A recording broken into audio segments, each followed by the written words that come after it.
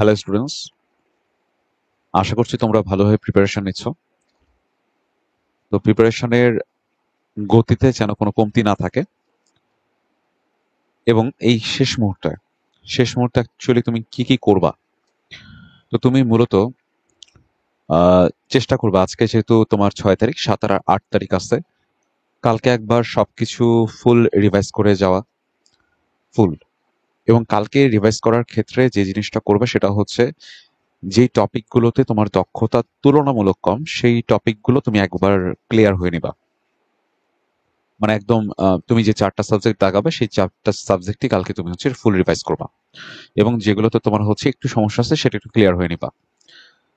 তারপরের দিন মানে আগামী 8 তারিখে, 8 তারিখে তুমি আরেকবার তোমার হচ্ছে পুরো জিনিসটাকে রিভাইজ করবা, কিন্তু এই দিন যে জিনিসগুলো তোমার কম জানা আছে সেই জিনিসগুলোতে খুব বেশি ফোকাস করার দরকার নেই, সেগুলো তুমি এসকেপ করবা এবং একটা খুব সুন্দর প্ল্যানিং বানাই নিবা যে তোমার আসলে কি করা উচিত।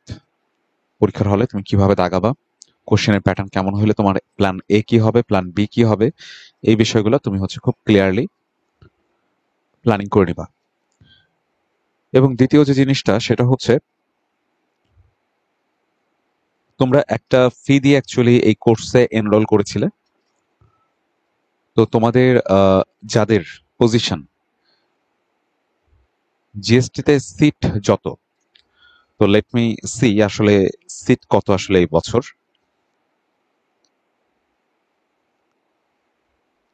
তো এবছর তোমার যে 19টা বিশ্ববিদ্যালয় জিএসটিতে অংশগ্রহণ করছে, তাদের ইন টোটাল তোমার হচ্ছে সিট আছে হচ্ছে 8,297।